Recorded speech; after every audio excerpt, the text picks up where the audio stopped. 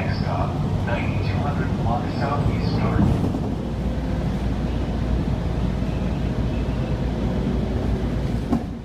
Hey everybody, Steve the Amateur Historian here. I'm coming to you from the fringe of the Montevilla neighborhood, and the reason I say fringe is, well, in this area, Montevilla is on the east side of 76 and I'm on the west side of 76, so everything on this side of the street behind me is Montevilla, and this is another neighborhood. And if you look up over the church here, this way up there, that's Mount Tabor. Now, the story I'm going to bring you today is a very old one from the 1890s. A tale of murder, sadness, and intrigue, and evasion, really, when you get down to it, that I never was able to. It was a very big case in the Portland area, but I was never able to get an exact address, so I don't know exactly where it happened. All I know is that they say it was near Mount Tabor, which is, you know, right over the fringe up here, just a couple blocks away. It starts going up.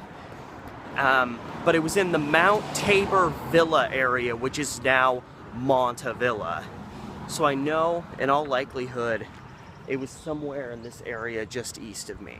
I just don't know exactly. So bear with me on a fresh episode of Historic Murders of Portland.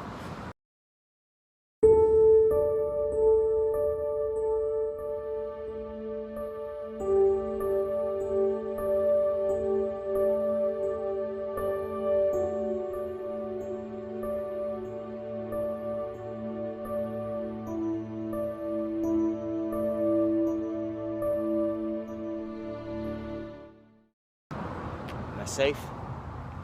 Yes. I'm not safe. Bus coming. Alright, so I'm at Morrison and 76th. Just a place to begin.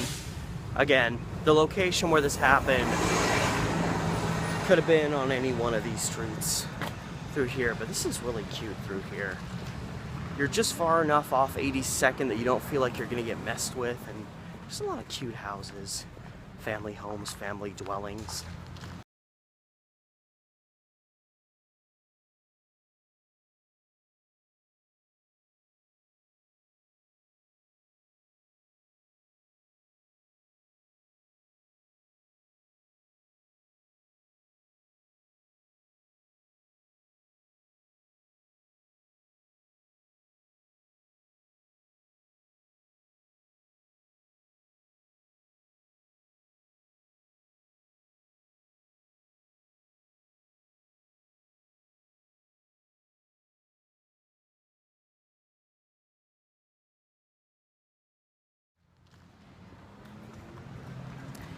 But for my sake, things are about to get a little dark.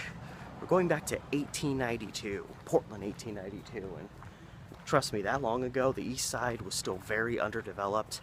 There weren't a lot of homes out there. They were probably very scattered about pre-20th century.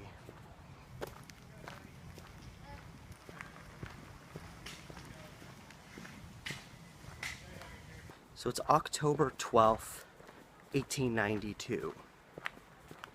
Birdie Morton is a 17-year-old girl living with her family in the Montevilla area. And I'm probably just going to be kind of circling and gyrating through here because this is all Montevilla as long as you're east of 76th. And she was just at home visiting with her family.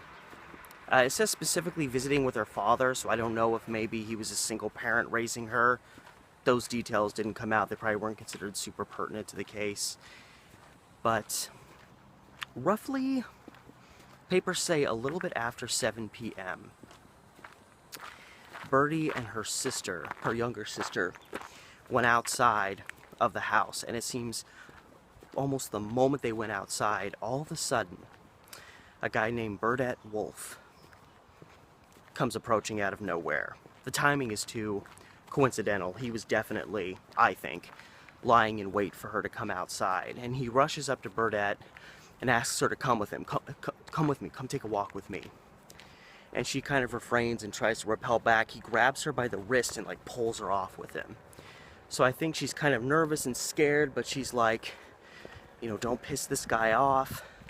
Burdette Wolf was 23. She was 17. and he kind of pulled her away and pulled her along to start walking with her and presumably going to talk to her. Now, the backstory between these two is Burdette, according to Wolf's own personal perspective on things. Him and Birdie met, fell madly in love, and were going to get married, they were going to have a family, everything was going to be all peaches and rainbows. I don't know if that's the term. And something happened. I've never really quite got the full story, but something happened, something big, apparently. They had a major falling out to the point where she just split. Said, I'm done with you, don't want to have anything to do with you ever again. And that seemed to be the end of that. Apparently the family did not approve of the relationship, probably because of the age difference. And you get the feeling that Wolf was probably harboring a lot of resentment for that. Maybe harboring resentment towards Birdie. If the family was so against it, she may have just fallen in line with him and said, my family doesn't want us together, so we're not going to be together. And that's enough to make someone mad. Like, well, why don't you do what you want to do with your life? Might have been his perspective on things. So when he shows up out of nowhere outside of Birdie's home, she probably is a little nervous, a little uncomfortable. He grabs her aggressively by the hand and forces her to come off with him, probably making her a little bit more nervous. It seems the moment they started walking away, it was only a matter of seconds that once they were alone together walking along, Burdette Wolf pulled a revolver out and shot Birdie Morton. He shot her in the chest. See, the intent was pretty clear. Murder was the intent. Seemed premeditated as all hell. I don't think you could get an insanity plea or a manslaughter charge on that, but, you know, and he shot her in the chest.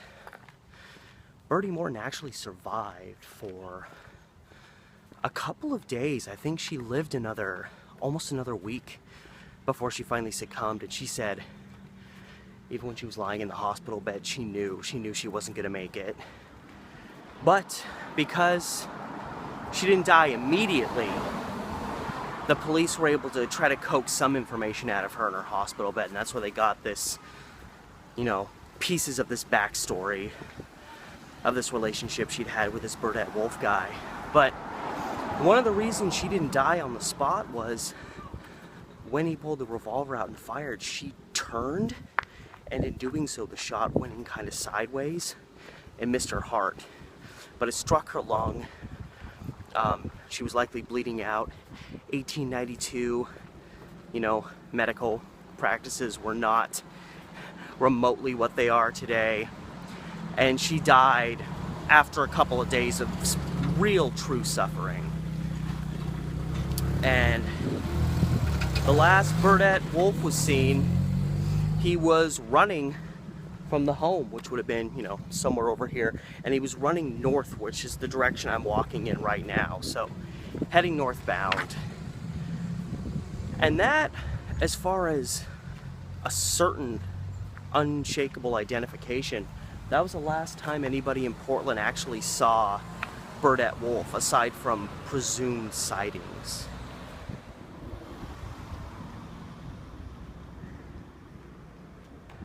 I just crossed 76th again, so technically I'm just a hair outside of Montevilla now, but you can see I'm like slowly going uphill.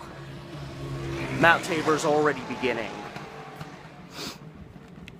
Now, it was getting dark out, and that was one of the main things that aided Burdette Wolf in being able to escape the crime scene. Was he ran off, it was getting dark, it was, you know, mid-October, post 7 p.m. It was getting dark, and he was able to escape that way. And there were reports the following day. A couple of Teamsters contacted the police, said that the following morning around 7 a.m., you know, about 12 hours after the crime had been committed, they said that they saw Burdette Wolf walking in the vicinity of Sandy Boulevard, which is pretty far that direction. Sandy Boulevard kind of goes up north and then starts going south.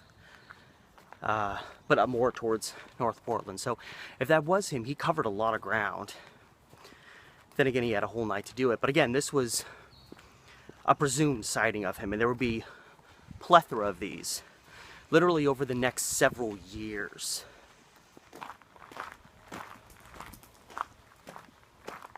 This is actually cute. I've never been through here before. This is back around 70th there. This is the beginning of Belmont, which actually Belmont is a very prominent street in Portland, but it starts very passively as this gravel road up until 69th right up here. But so Burdette Wolf is last seen seemingly the morning after the murder. Days of him missing turn into weeks, and law enforcement, and I think they just said this to appease the public because they couldn't catch him. They said essentially that they felt that Burdette Wolf had wandered off into the woods. You know, he was despondent. He had seemingly lost the love of his life. Either he killed her out of anger, jealousy. Could have been the classic, if I can't have you, nobody can. He knows he's not going to get the love of his life. He's now killed the love of his life, and he is now a wanted man. You know, it wasn't uncommon for people in Burdette Wolf's situation to take their own lives in the aftermath. But their attitude was the reason he wasn't being found was he wandered off into the woods. And I'm thinking, well, based on the information you have, he was already way out here, which again, this was a lot more rural back then. He's already out in a rural setting, and then he's reportedly seen the next morning up on Sandy, so he's actually going back towards the city. So, you know, I'm thinking, if anything, he's going away from a wooded area, and if he's going to commit suicide, he's not going to wait forever to do it. And why would he need to find? I understand some people want, you know, some kind of peace and quiet and seclusion when they're going to do something like that, but I just don't see why that would have mattered that much to this guy. So it just, that perspective didn't really hold water to me as far as I was concerned. I felt like that was just the police trying to cover up for the fact that they couldn't find the guy. And then lo and behold, about a month after the murder, we have our first sighting of, you know, reported sighting again of Burdette Wolf. He's reportedly encountered by multiple, I guess, farmers. It was an area called Hay Creek, which Hay Creek is about, I don't know, 10-15, it's just southwest of Antelope, which Antelope is the town that, the little town of, like, you know, less than 100 people that the Rajneeshis took over back in the 80s, that little town, that was Antelope. I've been out that way. I've driven south of it in the vicinity of Hay Rock, and even today, it is very desolate out there. But these guys said that they saw him show up, and they kind of conferred with each other. You know, they recognized him from somewhere. They were suspicious of him, and it seemed like they realized, okay, oh, that's that guy that, you know, the police want. But apparently, it seems Burdette Wolf got away. It seemed the articles ended with them saying, let's go get him, but then they didn't get him because Burdette Wolf was never caught around that time. Roughly another month goes by. It's now December 1892. You know, roughly 2 months after the murder, and a man living in Portland claims that a man who he later said he believed to be Burdette Wolf showed up kind of disheveled, begging for food. You know, it makes sense that Burdette Wolf's been kind of out on the run for a while. Maybe he's just on his last limb. And it was kind of a similar situation as, you know, these Hay Creek witnesses, that this man shows up, asks for some help, the guy agrees to help him, and then realizes a little while after his arrival, like, wait a minute, I think this is that guy that the police want. And he apparently excused himself to go to the neighbors, which I'm wondering if, like, maybe he was going to go tell them, like, hey, that Wolf guy, like, he's at my house, or maybe he wanted to call the police and he didn't have a phone and they did. I mean, it was the early 1890s, not everybody had a phone. But for whatever reason, after this guy recognized this guy, at least in his own mind, as Burdette Wolf, he excused himself to the neighbors, and it seems this guy, whoever he was, that incited some panic in him, and he took off. The guy that lived in the house said he saw him bail and just take off. Once again, You know, maybe it's Burdette Wolf, maybe it's not. The man, whoever he was, wasn't captured. Months go by. It's now April 1893, several months since this murder has occurred. And there's another fugitive on the run, a guy named Ed Hill, who I want to say killed a woman in Washington. And he's on the run, and he's down near Grants Pass, which is just north of Medford, getting down towards the border, southern border of Oregon and California. And he's out there in the brush. He's a man in hiding because he's a wanted man. And he's settled down. He's probably made camp for the night. And he starts hearing footsteps in the brush. And he's ready for a showdown because he thinks this is a bounty hunter or a tracker. He thinks this is somebody following him, looking to bust him. And right as the guy appears, Ed Hill stands up and pulls his gun out. He said, "I'm not going with you. All right? You track me. Who are you?" You know? And this man is like, no, dude. I'm a fugitive on the run. I'm just like you." And the two men actually then sat, two men running from the law, sharing swapping stories, sharing experiences, getting nostalgic about their activities, their lifestyles, before the men went their separate ways. And Ed Hill would later be captured, and he would tell authorities that the man that he encountered out there near Grants Pass, that he, I'm sorry, this is very Portland. I couldn't pass that up. You find things like that in Portland. But yeah, Ed Hill said that the man that he encountered down there near Grants Pass was Burdette Wolf. Again, this is his, personal account. Maybe it was, maybe it wasn't. But right around this same time, there were reported sightings of Burdette Wolf in Coos County, which is near Coos Bay, which is along... Coos Bay is an Oregon coast city, kind of the southern half of the Oregon coast, so not too extremely far from the Grants Pass area, like just a little bit northwest of Grants Pass would be Coos County in the Coos Bay area. And they said that they were, the last report in those old newspaper reports was they were sending posses out looking for him, but again, no success. It's like a year goes by and we still don't know where Burdette Wolf is, despite all of these sightings of him.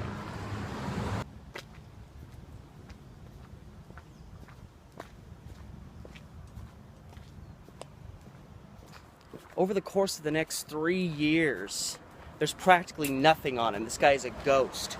There's one report from September 1894, almost 2 years after the murder. Someone reported that they saw Burdette Wolf back in Portland. Not just back in Portland, but in the vicinity of where this murder took place. Like he was returning to the scene of the crime. But another supposed eyewitness account that went nowhere. There was no apprehension. There was no further evidence put forth that Burdette Wolf had returned to Portland. Then you have to fast forward almost 2 years. It's July 1896, almost 4 years since the death of Bertie Morton. And a major seeming break happens in the case. The dead of summer, 1896, a man identified as Ed Murphy is tracked mercilessly by a posse and gunned down in the vicinity of Dayville, Oregon, which Dayville, Oregon is another place out Eastern Oregon way. Very, very rural even today. I can't imagine how rural it was back then. It's near John Day. It's just way out there. If you're not from Oregon, you're gonna have no idea what I'm talking about, but just Eastern Oregon. Wow, that house's porch is just caved in. I don't know if you can see it, but yeah, right there. It's all caved in. The things you see on the street. But what made Ed Hill of interest is why he was being tracked. The reason Ed Hill was being tracked by this posse was he was at like a sheep combine. I don't know if it was like a farm, like sheep farmers or what. It was kind of, I don't know if it was just weird the way they were describing it or if it was just old time talk. I really don't know. But he apparently was hanging out with like sheep herder, farmer type people out there. And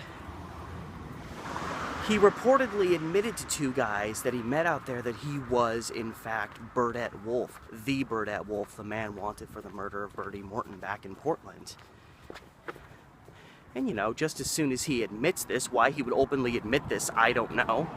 But just as soon as he admits this, he realizes, like, oh my God, well, now these guys know, and what if they go and tell someone? So apparently, Burdette Wolf, aka Ed Murphy, arrived back on the scene where these two men were that he'd encountered and tried to murder both of them. He successfully killed one of them, but one of them managed to get away, and he was the one that revealed this story that this guy admitted he was Burdette Wolf, the killer of Bertie Morton. So by July 1896, for the time, authorities were convinced that almost 4 years later, the murder of Bertie Morton had finally been taken down in a hail of bullets. Problem was, this official story was kind of just taken on faith, and local authorities, they never saw his body, they never saw pictures of the dead body, they just had to take it on faith that based on this one guy's story who eluded capture and gave this reason why this Murphy tried to kill him, that, you know, the killer of Bertie Morton had in effect been killed. I don't know if there was any verification that Burdette Wolf used aliases, or rather, I guess, maybe Burdette Wolf was an alias. It seems like that was the name everyone knew him by. It was, you know, it's the 1890s, so you know, a lot of stuff was taken on faith back then. But within the year, you know, following year, 1897, reports start coming out of a small town known as Jerome, Arizona, about 100 or so miles north of Phoenix. And they claim they have the chief of police there contacts Portland police and says, I'm pretty sure Burdette Wolf is here. People have seen him, or I've seen him. And he contacts the police, like, pretty much like, I'll apprehend him for you and have him sent back up to Portland. I just need verification that, you know, he is this guy. I need verification of exactly what he's done before I'm just going to nab a guy off the streets. And it seems the last report on that, the Portland police contacted him and said, yes, this is the guy, go apprehend him. But Burdette Wolf was never apprehended, so was he still dead, and was this a mistaken identification? Maybe.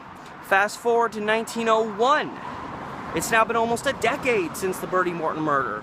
Reports start coming out of Peru in South America that Burdette Wolf is there. And this report, little information though is given on it, is probably the most reliable one, because after this 1901 report, there would be practically no reported sightings, none that I could find anyway, no reported sightings of Burdette Wolf for another decade. He would not be heard of again till 1911, 19 years, almost 2 decades after the Bertie Morton murder.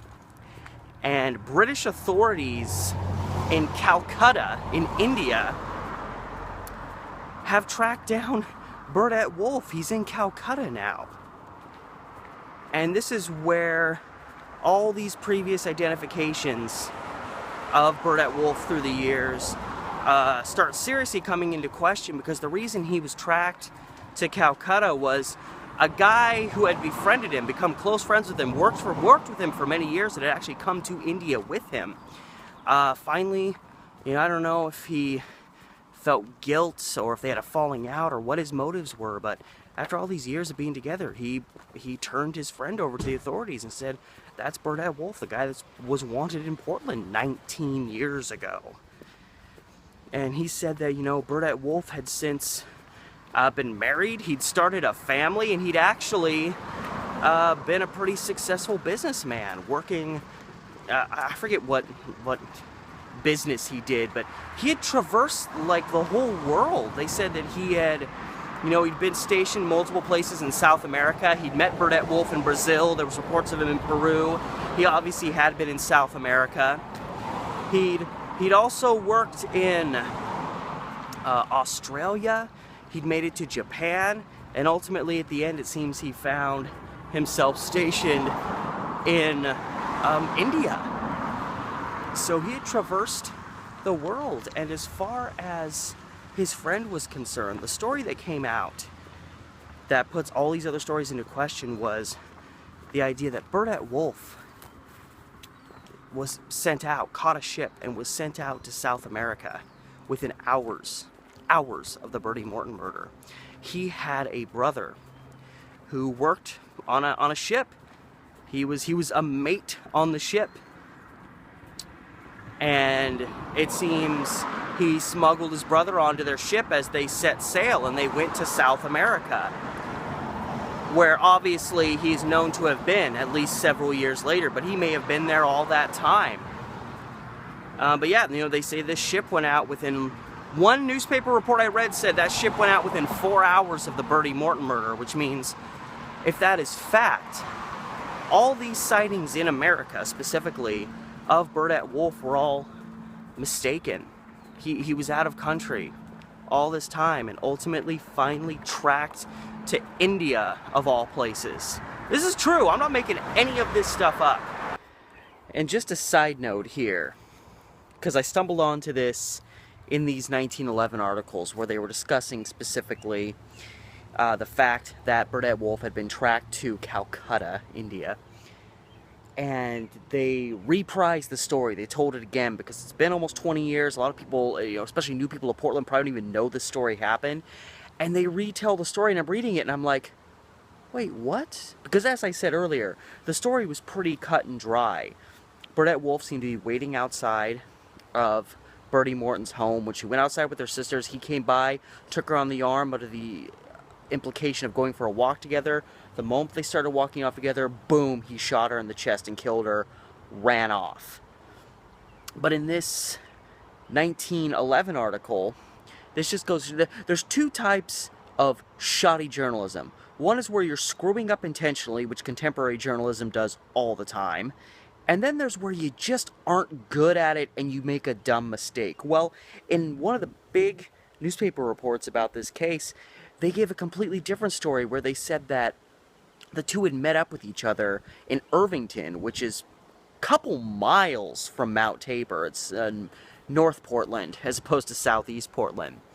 And that they went to an area that was known as Cycle Park, which used to exist near Lloyd Center, just east of Lloyd Center. And that they met up there in this Cycle Park area, and suddenly Bertie Morton didn't return home. And she was later found murdered, her body just kind of left in some brush in Cycle Park. So it was a completely different story, and I was like, what? Looked into it, and determined that this was there was a prominent murder from the late 1800s, 1898, 1899, I can't remember the exact year, where a woman named Clara Finch was murdered by a guy, I can't remember his first name, but his last name was McDaniel. A young woman named Clara Finch was murdered, and her body was left and found in Cycle Park. So they literally mixed up two murders that happened several years apart that just both happened to include young women. So for a moment I was like, wait a minute, did all of these reports from 1892 get it that wrong? But it turns out I was able to figure out where they got it wrong in 1911 and found out that it was actually a completely different story that they had put in, thinking they were talking about Bertie Morton, but they were actually talking about Clara Finch in the later 1890s. The further conflict is, these reports I found from 1911, they're the last newspaper reports I was able to find on the case, and they still leave the thing up to a little bit of mystery because they don't actually say that they caught him and that they're bringing it home. It was kind of like the situation in Phoenix. They were like, we've tracked Burdette Wolf here in India, and the British authorities are contacting the American authorities, and they're figuring out, whether they're supposed to go pick this guy up or not. And that's where all the news articles trail off. I didn't find any articles that said he was actually arrested in India. I found no articles that said he was being shipped back to America. Found no articles that said he'd returned, he'd gone on trial, any of this stuff. So I don't know if this guy was ever apprehended. I mean, it could just be like all of the rest. He may have not actually been apprehended. He may have known he was coming under fire and split again. He seemed pretty good at getting away from things.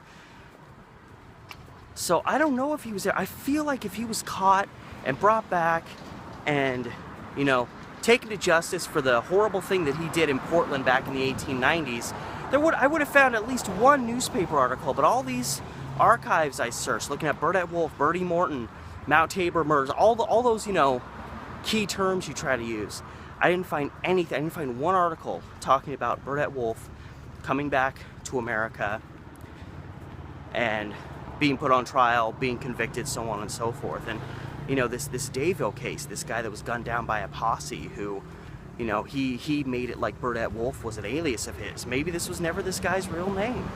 Or maybe he legally changed his name. That would be a lot easier to do back then. I'm just thinking, like, one of the ways that maybe you could miss finding reports of him coming back to America would be if he changed his name, so when he comes back and is put on trial, he's still the guy that killed Bertie Morton, but he's going by a different name. So you'd have to search a different name in the search terms, but I still think the newspapers would say so-and-so, known as Burdette Wolf, you know, during this time, or known as Burdette Wolf in Portland, to Portland authorities, to Bertie Morton, to her family. It just, I'm very weary of thinking that this guy was ever actually brought back to America, or that he ever served any jail time, that he was ever brought to justice, ever convicted for this crime. But that's where the trail runs cold, is 1911 Calcutta, in the case of Burdette Wolf and the murder of Bertie Morton. So it's left a little bit to mystery, at least as far as I can tell. I even did a random Google search. Sometimes you can find these old publications that talk about all these court cases that you may not find in a lot of newspapers, but you'll find documentation in these old books that are like on Google and stuff, and found nothing. Practically find nothing, just general online searches about Burdette Wolf or Bertie Morton or that murder. Practically nothing. That wasn't already just stuff from the newspaper archives I was already looking at. So there's some mystery to this whole thing when all is said and done. And that's the story of the murder of Bertie Morton, October 12th, 1892. This is how long I've been vlogging. It's on the other side. I was on the east side of Mount Tabor. I'm now on the west side. See this mount, like this, you know, butte way back here, way behind me? That's Mount Tabor. That's how far I've walked in the process of doing this vlog. It's a long story, and it's a crazy story, which makes it awesome. In terms of history, it's not awesome what happened. Obviously, all of these videos that I'm doing are horribly tragic, but for a historical context, and just the context of what happened in the aftermath and the searches for this guy and so on and so forth, it's wild and it's crazy and insane, but it's never awesome and never worth celebrating whatsoever. Specifically, the murder, the taking of a life of another human being. And it's actually sometimes hard for me to do these episodes. Certain examinations I do, cases I find, really hit me and make me genuinely mad when I see why they happen, and especially cases like this one. I know I'm rambling on, but especially cases like this one, where you have, I'm having nostalgia. I'm pretty sure when I was a little kid, my dad's friend lived in this big house over here. Anyway, especially cases like this, where it's someone taking another person's life because that person made their own life decisions. This person said, I don't want to be with you. I have the right to say that. This is my life. It's the only one I have, and I'm going to do with it what I want. And I'm sorry, but that life doesn't include you because you're not what I want. Plain and simple. And people, obviously it hasn't changed today. It still happens now. People think they have the right to take the lives of people for rejecting them. I know rejection hurts, but come on, get over it. That's life. We all experience it. You know, we all get rejected at some point in our life, and we all have to deal with it, people.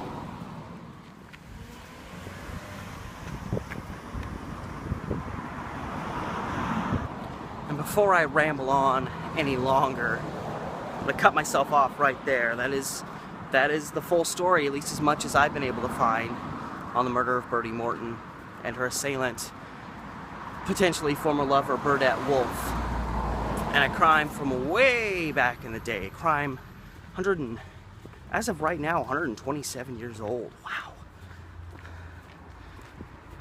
And that'll do it for another episode in this series, of which there are many. Remember, as always, gang, to like, share, subscribe, tell your friends, tell your family, tell your pets. I know my cat likes watching YouTube from time to time. Maybe yours will too. and hit up my Patreon if you so desire to help me out that way, if you please. And with all that said, until next time, this has been Steve the Amateur Historian with another episode of Historic Murders of Portland.